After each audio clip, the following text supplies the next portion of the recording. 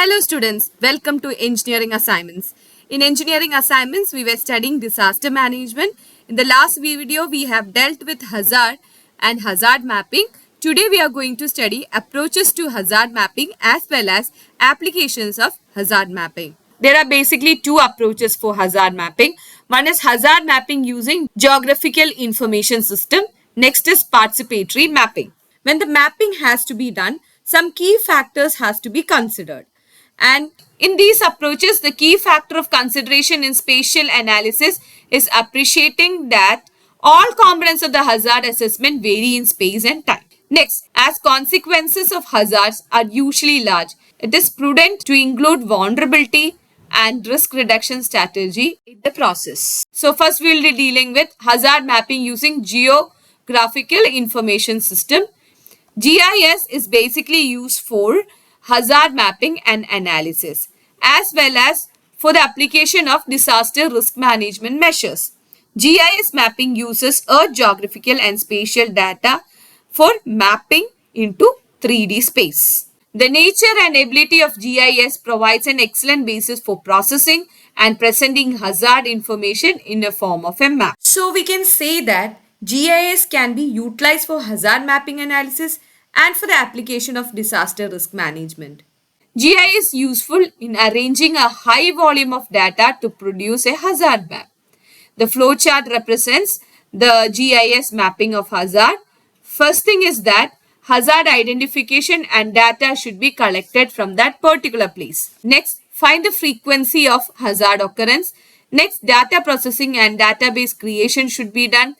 In next level, data manipulation, analysis and storage has to be performed. Now, next thing is data exporting and product generation should be done. Now, before the project has to be finalized, a final review should be done, and after that, finalize it and finally publish it. Next is participatory mapping. Participatory mapping is a technique that allows for integration of local level participation. Local level participation means local people living over that area. Those people will be having high knowledge about what has happened over there and what are the characteristics of the land and what is now after the disaster, and the knowledge in the map production and decision taken process.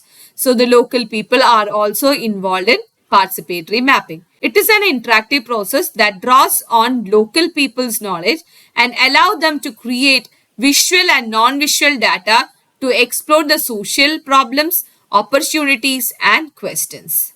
Next is major objective of participatory mapping. First thing is that collect evidence, assets of the study area and issue during the mapping process. Second thing is interpret the study area mapping experience and related experience to answer questions that has been developed about the study area. Next thing is to develop a presentation that synthesizes the participatory mapping experience. Finally, present the conclusion and possible question for further investigation. So these are the objectives of participatory mapping. Next, how to conduct the participatory mapping. The outline, the nature and essence of activity to be done. It organizes the activity of participatory mapping into two blocks, that is preparation and implementation. Preparation involves scouting and designing survey instruments, material and directions. Scouting means collecting the data. Implementation is preparation of the participants, undertaken participatory mapping field trip, make presentation and carry out briefing exercises. The participatory mapping method includes community mapping with paper maps and it is converted into GIS map.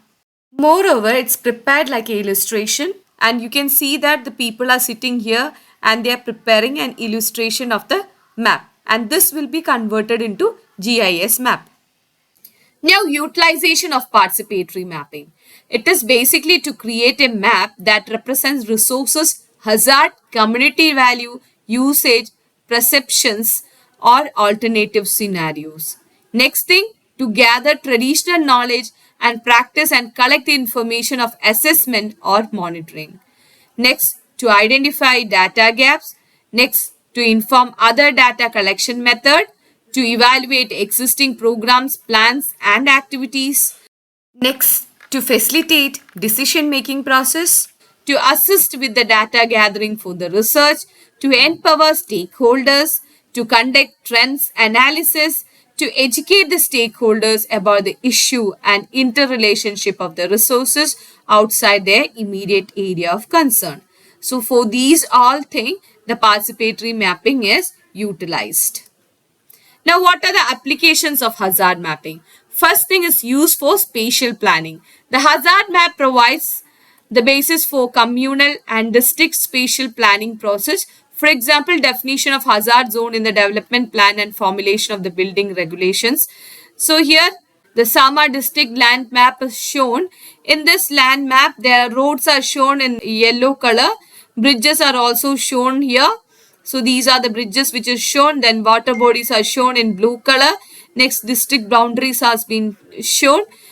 Suppose a building has to be constructed in Ghana. According to the parameters shown in the hazard map, a building regulation can be formed accordingly. Next, risk reduction measure. Hazard map assists in the localization and dimensioning of hazard protection measures. For example, flood protection structure, avalanche barriers. So here you can see risk map. So it shows in red color the high risk area for the flood, and blue color low risk area, and yellow color medium risk area. So with the help of this, the flood protection structures can be built here. Next is the instruments used in emergency planning. Hazard map indicate where the biggest risk arises and the event most likely to occur. This information can be used as a source of orientation in emergency planning. So you can see here there's a hazard map which is used in emergency planning. Here volcanic eruption route is shown in this hazard map. From this map, it is clear that to avoid the route when volcanic eruption happens. So next is raising awareness among population. The hazard map also helps to demonstrate potential risk to the population and to increase awareness of eventual protective measures. So this shows the flood area, flooding warning time, that is in hours, 0 to 6 hours. This area will be highly flooded. Next, 6.1 to 13 hours, yellow color area. Next, green color area for 13.1 to 21. Next, light blue color area is used to represent 21.1 to 28. Then 28.1 to 34 hours flood warning can be given at the dark blue color area.